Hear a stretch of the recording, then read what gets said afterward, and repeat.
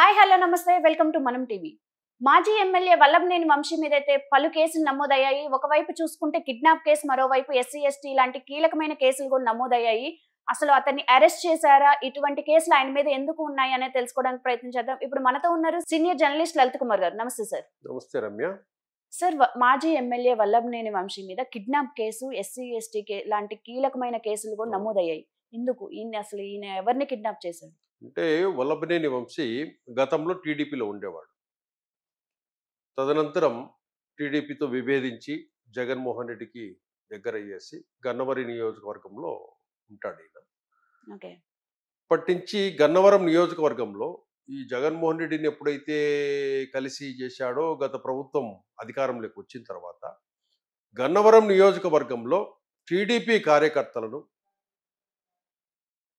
తో పాటు నియోజకవర్గంలో ప్రజలను చాలా ఇబ్బందులకు గురి చేశారు.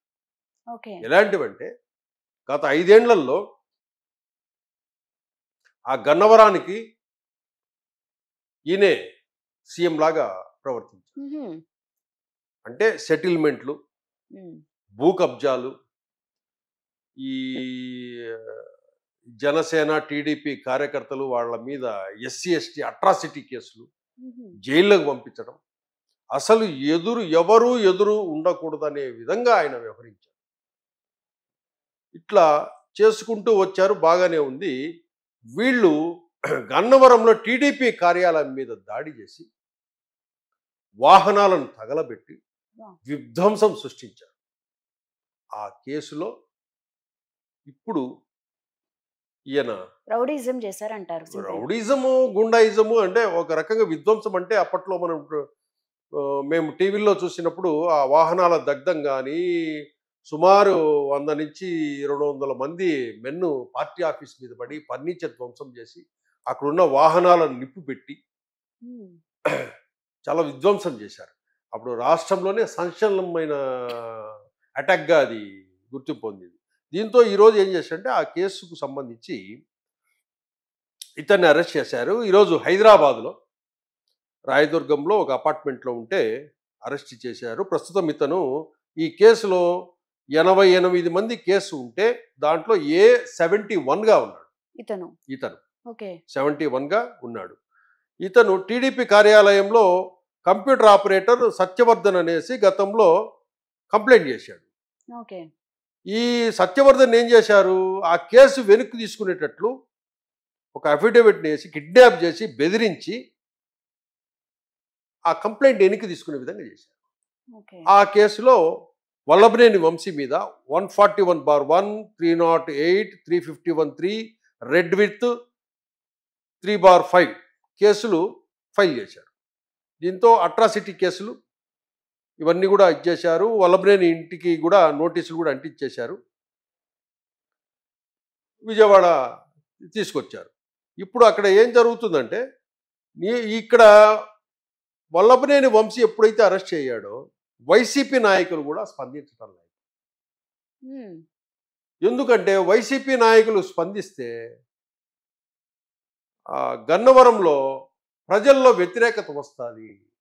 అంటే ప్రజలను ఏ విధంగా ఇతను వల్లభనేని వంశీ ఇబ్బంది పెట్టాడో మనము ఒకసారి అంటే దాన్ని అంచనా వేయచ్చు. ఇంకా వైసీపీ వాళ్ళు కూడా మద్దతు రావడం లేదంటే గన్నవరం నియోజకవర్గంలో ఏ విధంగా ఉంది పరిస్థితి అనేది చాలామంది ఏం చేస్తున్నారంటే హర్షం వ్యక్తం చేస్తున్నారు. వల్లభనేని అంటే నన్ను ఎవరూ ఏమీ చేయలేరు అని ఇతను ఒక పెద్ద గ్యాంగ్ని మెయింటైన్ చేసేవాడు. ఇంత యూత్ కబ్జాలు కానీ కొట్టడము, ఏది ప్రశ్నించినా, ఇంకోటి మాట్లాడినా, వ్యతిరేకంగా అయినా ఏదైనా ఎవరైనా మాట్లాడినా కూడా ఇమ్మీడియట్గా అటాక్ చేసేయటము, సెటిల్మెంట్లు, భూ కబ్జాలు, ప్రజలకు నరకం చూపించాడంట. ఇప్పుడే మన గన్నవరం నుంచి వస్తే ఇన్ఫర్మేషను, ప్రజలకు నరకం చూపించాడు. టీడీపీ కార్యకర్తలు, లీడర్ల మీద హత్యాయత్నం అంటే చంపడానికి ప్రయత్నించడం. మామూలుగా ఏదైనా దాడి చేశారనో ఏదో చిన్న అంటే అనుకోవచ్చు, కానీ హత్య చేయించడానికే ఈయన చేశాడంట. దీంతో వీళ్ళు ఈ బ్యాడ్ నేమ్ ఎప్పుడైతే నియోజకవర్గంలో వచ్చిందో అక్కడ వైసీపీ లీడర్లు కూడా మనం స్పందిస్తే మనం పరువు పోతుందని ఇప్పుడు గమ్మునున్నాం. ఇప్పుడు అదే అయితే జగన్మోహన్ రెడ్డి ఏం సపోర్ట్ చేయట్లేదా సార్ ఈయనకి? సపోర్ట్ ఏమీ ఉండదు అండి. సపోర్టు వీళ్ళు ఇది ప్రభుత్వాలు ఎవరైతే పార్టీలు అధికారంలోకి వచ్చిన తర్వాత ఇలాంటివి వస్తే ఎవరూ రారనే విషయం ఇదన్నీ ఎగ్జాంపుల్స్. అధికారం ఉందని ఎవరైనా విచ్చలవిడిగా వల్లభనేని వంశీ లాగానో కొడాలి నాని లాగా చేస్తే, అలాగే ఇంకా వైసీపీలో ఇంకా కొంతమంది ఉన్నారు, అందరం చెప్పం కానీ మ్యాక్సిమం ఉన్నారు, వీళ్ళంతా ఉన్న వాళ్ళలాగా చేస్తే కాలం ఎప్పుడు ఒకలాగా ఉండదు. ఇదే వంశీ ఈరోజు రేపు కొడాలి నాని కూడా వచ్చే అవకాశం ఉంది, వస్తాడు కూడా కొడాలి నాని కూడా. ఇక్కడ వీళ్ళు ఇప్పుడు చూడండి, వైసీపీ వాళ్ళు వంశీ అరెస్టుపై స్పందిస్తే తమకే నష్టమనే భావనలో వైసీపీ కీలక నేతలు. అంటే వంశీ ఎలాంటి వాడో ఆంధ్ర రాష్ట్రంలో అందరికీ తెలుసు. ఏ విధంగా నోరు పారేసుకున్నాడు, ఏ విధంగా దాడులకు తెగబడ్డాడు, ఏ విధంగా పార్టీ ఆఫీసులు ధ్వంసం చేశాడు, ఏ విధంగా టీడీపీ నేతలను ఇతరులను మర్డర్ చేయడానికి వాళ్ళని వెంటాడి వేధించాడు అనేటివన్నీ తెలుసు. కాబట్టి దీంతో వైసీపీ కూడా ఏం చేస్తుందంటే ఈ విషయంలో మనము ఎంత దూరంగా ఉంటే అంత మంచిది అనే భావన లేకొచ్చేసి. సార్ అయితే ఇప్పుడు ఈ నాన్ బెయిలబుల్ సార్, లేకపోతే బెయిల్ వస్తుందా? బెయిల్ రాదండి, బెయిల్ రాదు. Non bailable sections. ఇంకొకటి ఎస్సీ అట్రాసిటీ కేసులు ఉన్నాయి కదా, ఇవన్నీ బెయిల్ రాదండి. బెయిల్ ఇప్పట్లో రాదు. సుమారుగా 3-4 నెలలు అయితే కానీ మినిమం ఉండాల్సి ఉంటుంది జైల్లోనే. ఇప్పుడు ఏమవుతుందంటే కొత్త విషయము, ఎప్పుడైతే వల్లభనేని వంశీ అరెస్ట్ అయ్యాడో ఈరోజు, ఇతని బాధితులంతా ఎవరైతే ఉన్నారో వాళ్ళందరూ ఇప్పుడు కేసులు పెట్టడానికి సిద్ధమయ్యారు. ఎన్ని ఉంటాయి సార్? చాలా ఉంటాయి, వందల్లో ఉంటాయి. ఒక నియోజకవర్గం అంటే 2.5 లక్షలు 3 లక్షలు ఉంటారు. దాంట్లో టీడీపీ లీడర్లు ఉంటారు, కార్యకర్తలు ఉంటారు, కొంతమందిని వేధించింటాడు, ఎవరైనా ఆస్తులు గుంజుకొని ఉంటారు, కొంతమంది బలవంతంగా సెటిల్మెంట్లు చేసి ఉంటాడు, కొంతమంది ఆస్తులను రాయించుకుని ఉంటారు. ఈ బాధితులంతా ఇప్పుడు వస్తున్నారు. ఇప్పుడు ఈ కేసులతో పాటు వల్లభనేని వంశీ మీద గతంలో ఏమేమి అరాచకాలు, అన్యాయాలు, ఈ కబ్జాలు, ఇవన్నీ సెటిల్మెంట్లు చేశాడో అవన్నీ బాధితులంతా వచ్చి కొత్తగా కేసులు నమోదు చేసే అవకాశం. ఇవి అడిషనల్. ఇప్పుడు ఇతను జైలుకు పోయి మళ్ళీ బెయిల్కి వచ్చే లోపల మళ్ళీ కేసులు రెడీగా ఉన్నాయి.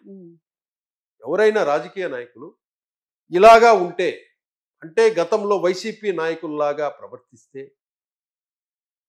భవిష్యత్తులో ఎలాంటి ఇబ్బందులు ఎదుర్కొంటాం, ఆ రోజుటి వరకు మనం భయపెట్టచ్చు. ఎవరిని? ప్రత్యర్థ పార్టీలను కానీ, నాయకులను కానీ, ప్రజలను కానీ భయపెట్టచ్చు.